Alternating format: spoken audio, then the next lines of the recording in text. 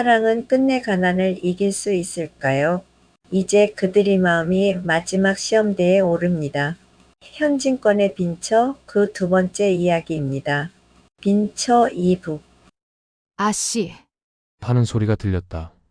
아내는 급히 방문을 열고 나갔다. 그는 처가에서 부리는 할멈이었다. 오늘이 장인 생신이라고 어서 오라는 말을 전한다. 오늘이야 참.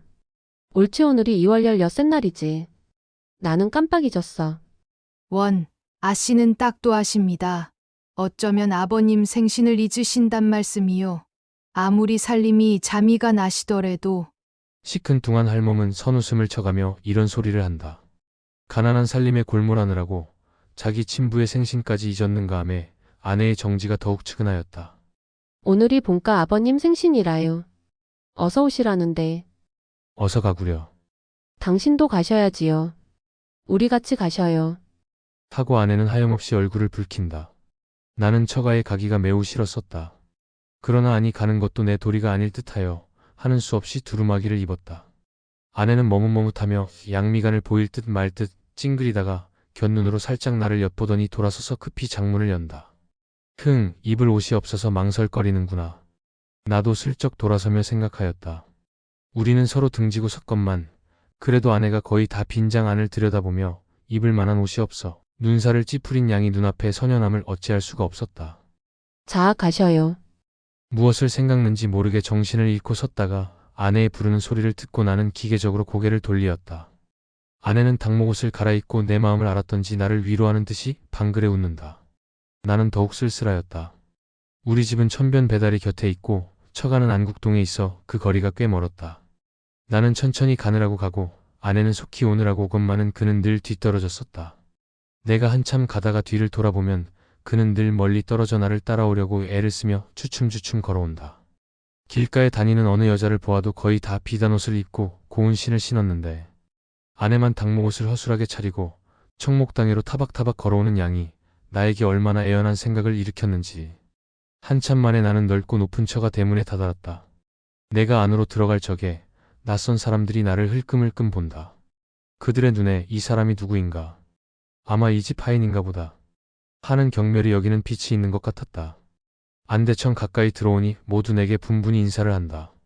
그 인사하는 소리가 내 귀에는 어째 비수하는 것 같기도 하고 모욕하는 것 같기도 하여 공연히 가슴이 두근거리고 얼굴이 후끈거리었다. 그 중에 제일 내게 친숙하게 인사하는 사람이 있다. 그는 아내보다 3년 맞이인 처형이었다. 내가 어려서 장가를 들었으므로 그때 그는 나를 못 견디게 시달렸다. 그때는 그가 싫기도 하고 밉기도 하더니 지금 와서는 그때 그러한 것이 도리어 우리를 무관하고 정답게 만들었다. 그는 인천 사는데 자기 남편이 기밀을 하여 가지고 이번에 돈 10만 원이나 착실히 땄다 한다.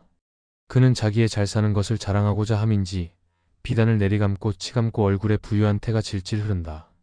그러나 분으로 숨기려고 애쓴 보람도 없이 눈 위에 퍼렇게 멍든 것이 내 눈에 띄었다. 왜 마누라는 어쩌고 혼자 오셔요?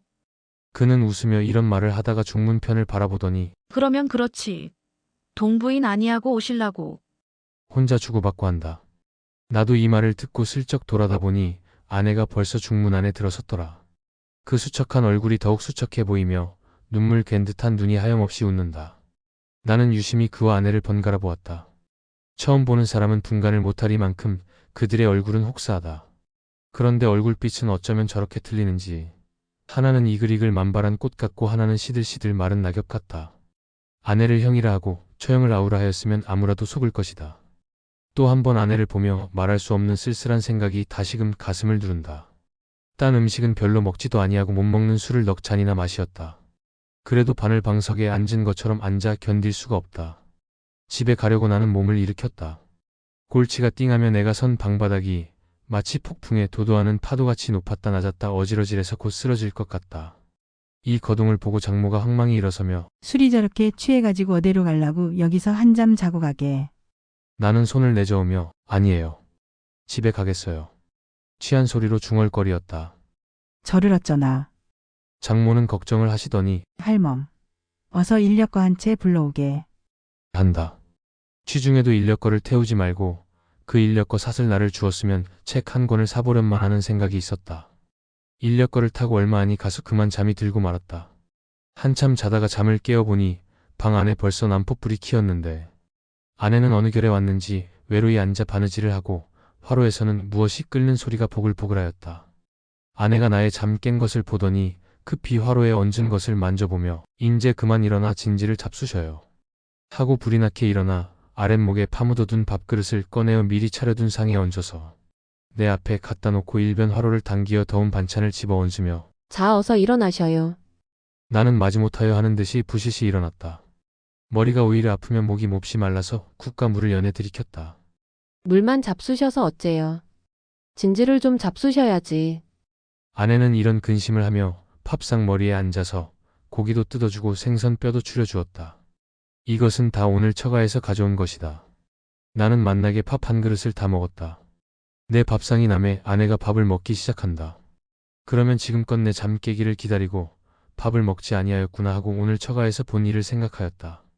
어제 일이 있은 후로 우리 사이에 무슨 벽이 생긴 듯 하던 것이 그 벽이 점점 엷어져 가는 듯하며 가엾고 사랑스러운 생각이 일어났었다.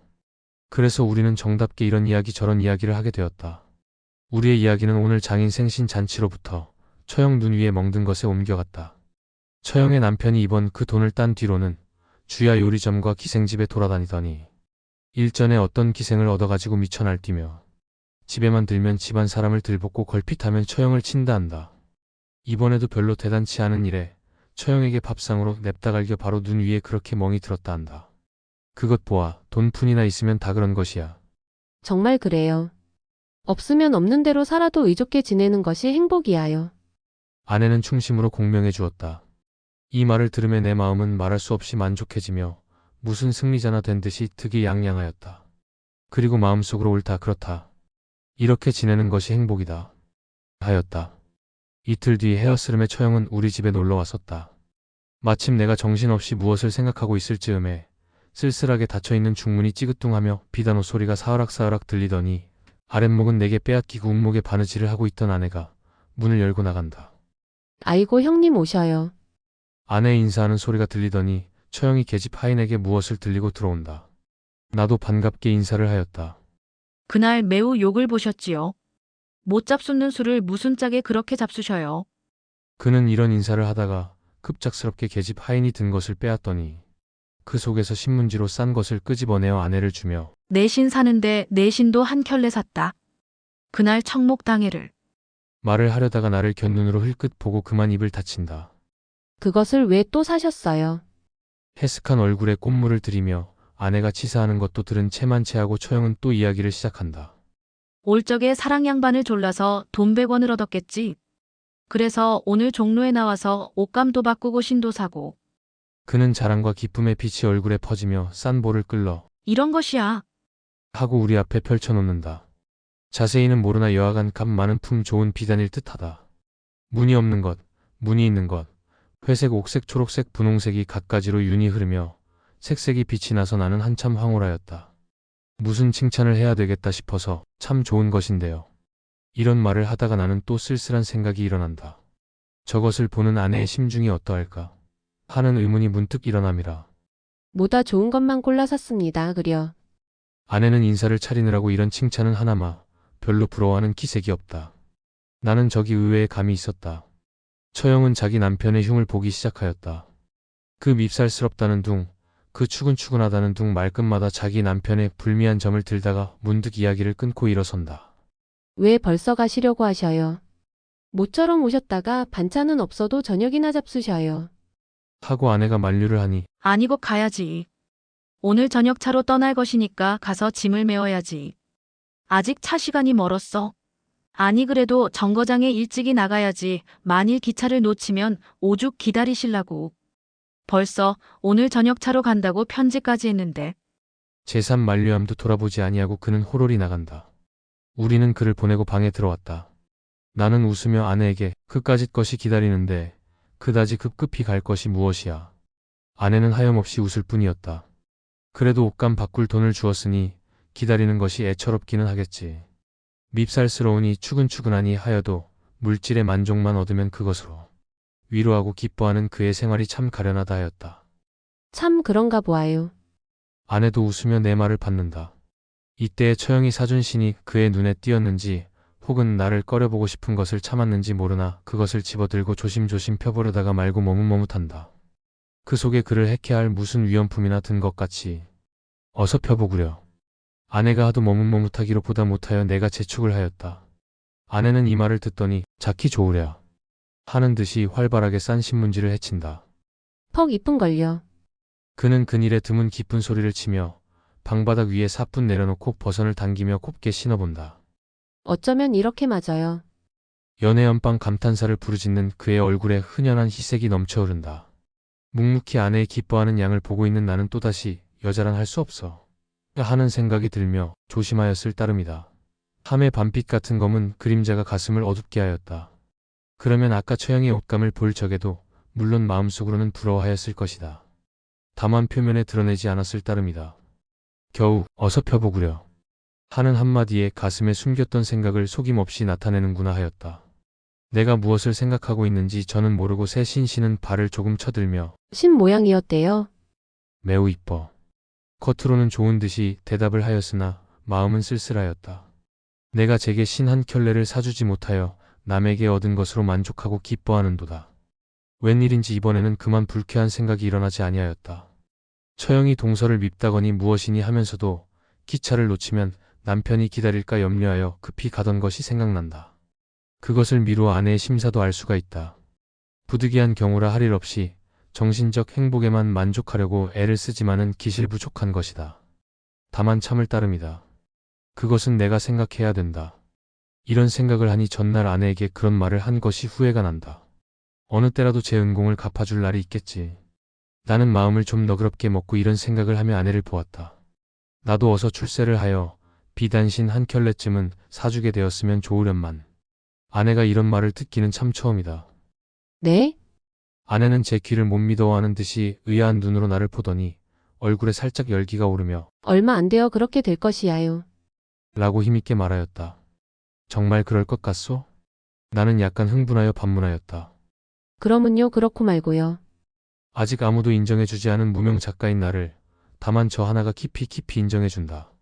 그러기에 그 강한 물질에 대한 본능적 욕구도 참아가며 오늘날까지 몹시 눈살을 찌푸리지 아니하고 나를 도와준 것이다. 아, 나에게 위안을 주고 원조를 주는 천사여. 마음속으로 이렇게 부르짖으며 두 팔로 덤썩 아내의 허리를 잡아 내 가슴에 바싹 안았다.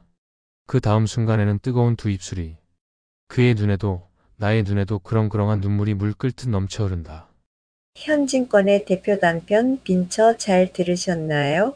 그들이 나눈 온기는 여전히 우리 마음에 남아 있습니다. 이것이 바로 삶의 끝에서도 지켜낸 인간의 따뜻함이겠지요. 구독과 좋아요는 시샘달 이야기에 큰 응원이 됩니다. 함께 해주셔서 고맙습니다.